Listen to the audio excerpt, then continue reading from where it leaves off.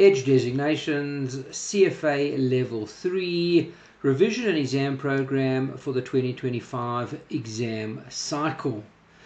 The purpose of this particular video is first and foremost to introduce you to the CFA Level 3 exam format, what you can expect in terms of the CFA Level 3 exam.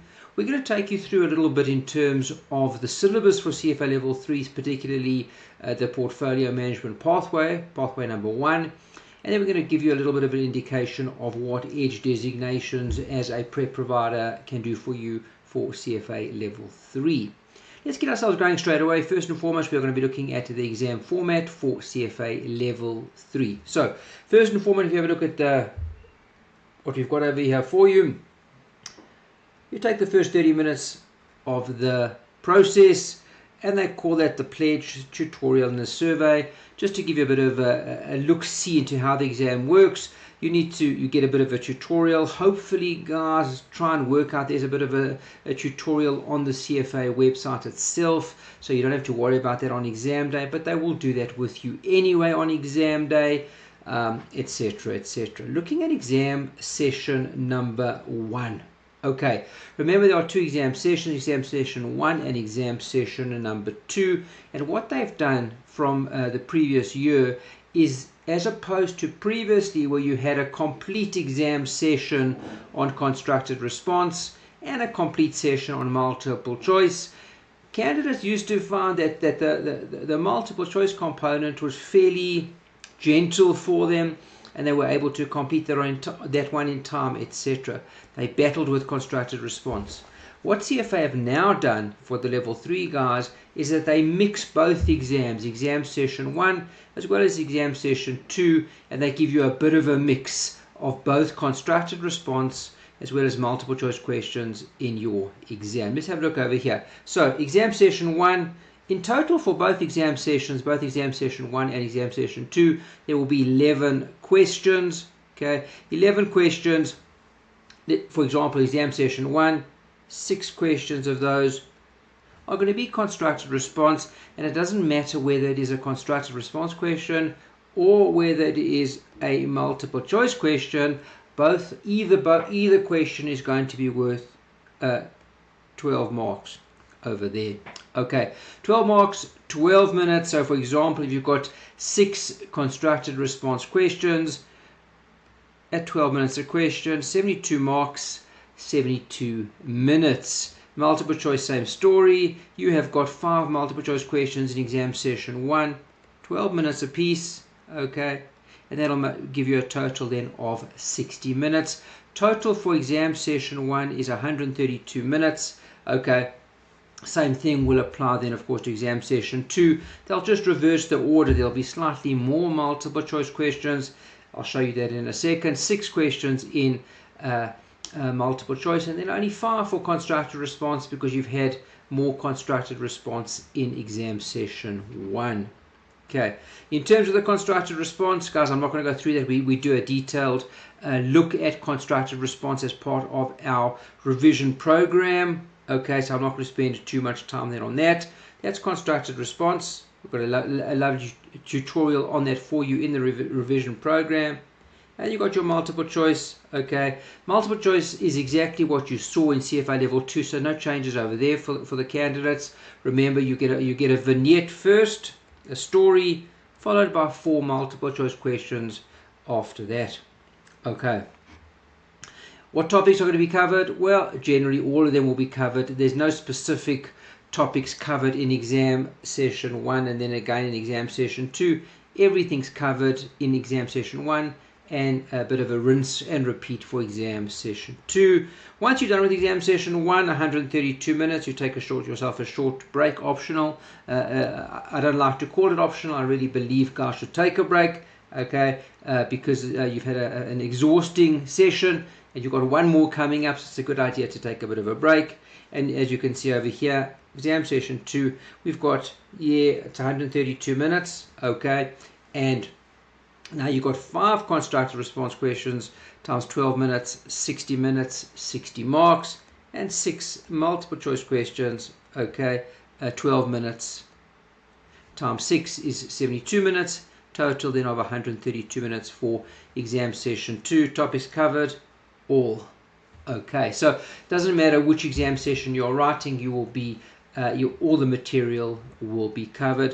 132 minutes, just short of 2 hours 15 in the exam session 1, and 2 hours 15 in exam session number 2. What I want to do now, I'm going to go down the page over here, and I just want to take you very briefly through the material, and with specific reference to how we've handled it for you at Edge in terms of the revision program. I've been very cognizant of quite a couple of guys are return students, okay. In other words, they wrote in 2024 when there was only one pathway called portfolio management. Essentially 2025, as everybody knows, there's now additional pathways. There's private markets, wealth, etc., etc. We at Edge have not gone for those other two. Those that have been in contact with me will know our reasons for doing that. We're not yet convinced that it is, and I say this with great respect, of course, but I never like to be the first one to try it. Let that program settle in, those other two new programs, private markets and wealth. We will then manage those pathways as well. For the moment, we are only doing the portfolio management pathway. But what we did specifically, okay, and we did this specifically for our guys that are writing that had written in 2024, and any other candidates, of course, from 2024 that perhaps never passed, never got to write perhaps, and are writing now again in 2025. We've tried to keep it as consistent for you that you don't have to look, because you look and you say, hold on a second, there's a new, if we look over here, guys, I'm sure everybody's aware, they broke the syllabus down into what we call core syllabus that everybody's got to do no matter which pathway you take. That's about 65 or 70% of the syllabus. And then we've got portfolio management pathway, as mentioned. That's the pathway that we at Edge are sticking with for the moment. Okay, but it looks a little bit complicated because you say, well, hold on a second, but there's certain things in both of these two big sections, the core section as well as the pathway section. What we've tried to do over here at Edge to make it easier for everybody is that we've just tried to really just keep it as consistent. So what you really saw, because truth be told, there's not a lot of change. It looks like a lot of change because you say, well, hold on a second, there wasn't a topic called portfolio construction in 2024. Now there is. Okay, I want to take you through these and just to show you not much change at all, nothing to panic about, nothing to worry about. And we've specifically catered our revision program in a manner that looks very much 2024-ish. Okay, have a look over here. So, for example, you've got this new section called, again, asset allocation. What goes in there? Well, if you have a look, what's inside asset allocation, and we'll take a quick look over here. Okay, when you look in asset allocation, you've got your stock standard. You've seen these before, guys. Capital market expectation part 1 and part 2. And then the good old stock standard asset allocation. Overview, principles, and world constraints. Okay. What we've done for you at Edge is we've made these, haven't called it asset allocation. Okay. We've made it two separate topics for you. The one we've called over here, capital market expectations, and the other one we've called, okay, asset allocation. So it looks very similar to 2024, just to try and make sure that you are familiar with it. No real change. When you get to this next section over here as part of the core syllabus, remembering again, guys, core syllabus is the syllabus that everybody has to do no matter which pathway they take. But when you get over here, okay, and this is just something I really want to show you guys. For example, okay, we're looking over here and you say, hold on a second, portfolio construction, here is overview of equity portfolio management. Okay, and then straight away after that, then you say overview of fixed income. Okay, now for those that were part of the program before, will remember from 2024 there used to be 4 separate readings, okay, for equity, 4 separate readings for fixed income. Where are these readings now? Well, one of them makes its way over here, okay, in portfolio construction. And as you go down over here, the actual pathway itself called portfolio management, which is anywhere between 30% to 35% of the paper, what do you find? There are your remaining 3 equity readings. So there's 3 over here, okay, and you'll find that there is 1 over here, 4 altogether. I specifically have not put them 1 over here in portfolio construction and 1 over here in the specific pathway. We have lumped them all together, all 4 together in one. We called it equity portfolio construction. Again, they are all together. They're going to get asked together. CFA have just bundled them slightly separately. We're trying to keep it as simple and consistent as possible. Having a look over here, okay, when we move, let's say, for example, down to fixed income, okay, and what do you notice over here about fixed income? There is 1 reading over there, fixed income, called Overview of Fixed Income Portfolio Management. That's the 1 reading over there.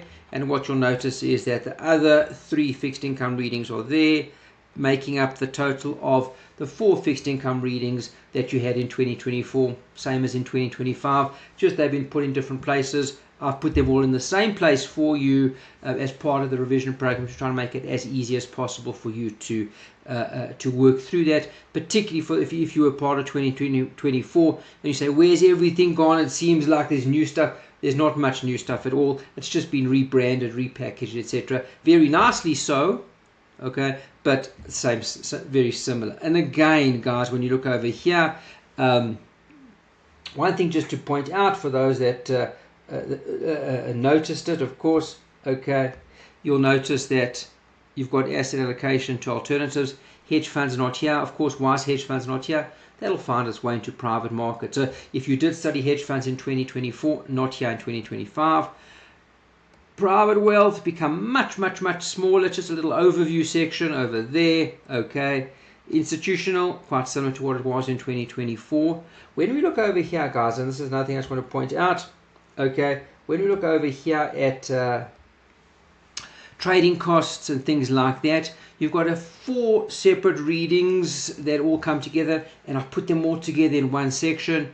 Trading costs and electronic markets, I've kept that one, and we've put together trade strategy and execution. I've put that one together, and I've also put in these 2 as well. All of these 4 do tend to run together. Trading costs and electronic markets, okay, portfolio performance evaluation, investment manager selection, and trade strategy and execution. And again, I've put that all in one section for you because it's all over the show over here in your notes. I've put that all together for you. Okay, let's have a quick look at how derivatives was impacted at all. Okay, options, swaps, and currency all together as they were in 2024. No real change over there. And what we've done for you over here, there is all your ethics stuff, the code of ethics, standards of professional conduct, application, and of course your 2 other readings, asset manager code we put over there, and JIPS I've included over there in the ethics section for you, again giving you one complete picture for ethics, all your standards, okay, your asset manager code as well as your JIPS, all there. But you can see JIPS finds its way over here into performance management, ethics finds its way, yes, into the ethics section. I've just put them all together for you. 2024 and 2025 will look very similar to you. That's been our intention. Okay, but you don't lose anything because it's all over there. Okay, so a couple of guys have asked, what are we doing about the case study? Well, we don't handle the case study specifically. Guys, if you've got the time, it's a good idea to go through some of those case studies. There's one over there, and there's one over there as well. Not a bad idea if you've got time, just to get a sense of how those are questioned and give you a bit of good exam practice notwithstanding. Okay, so that's how we have handled it over here at Edge. Let me take you down to the next component over here, guys. Just let's have a quick look at the exam dates, etc.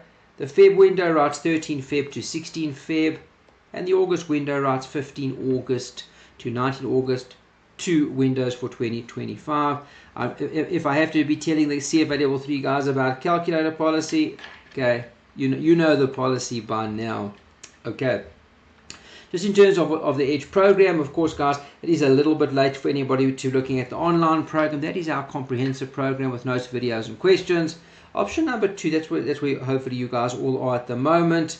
Revision and exam program. So we're going to revise the entire CFA Level 3 syllabus for you. Okay. in quite short format for you, okay? And again, remember the approach that we've taken is to try and keep it very 2024-ish, and keep in mind there haven't been that much in the way of change at all. Some things have gone out, hedge funds have gone out, private wealth has changed a little, but not much else than that. We've kept the format, okay? So you get all your revision videos, you get your formula sheet over there, 2 full exams, which are 4 exams. Just an apology over there. I think some guys were, I think the website, which has not been updated, my apologies for that. I think it says 3, but unfortunately we've managed to get 2 done. And unfortunately my web designer is going to be in trouble for that, because you were supposed to tell you 2 exams. Remember, 2 exams are really 4, because you get complete exams. Each complete exam is made up of 2 components. Okay, we have a question bank for those that are interested, a complete set of notes, and there's your 2 full exams over there. Okay, all of that is available on at this point, the Google Classroom. Again, my apologies, it's not yet on the new QBank. That is coming. We have at Edge transitioned from our old Google Classroom system to a completely new platform. It has taken us a bit longer than we had anticipated, as do most changes. I suppose in life, change takes time. We will have that done as soon as we can, but at the moment everything is a little bit more manual still, unfortunately, guys, on the Google Classroom. For those guys writing in August, that'll be a little bit, by then we will definitely be on our full electronic platform, as we are already for most of our Kaya programs and some of our earlier CFA programs like CFA Level 1. Guys, at this point, as we come to the conclusion of this revision video, I'm going to wish everybody the most amount of success for their CFA Level 3 exam. Those writing both in Feb and August, best wishes from us at the Edge Designations team, and hopefully we don't see you again in CFA. Remember, of course, we do FRM, Kaya, and FTP, so if those are of interest to you, when you are done with CFA, come join us for some of those designations.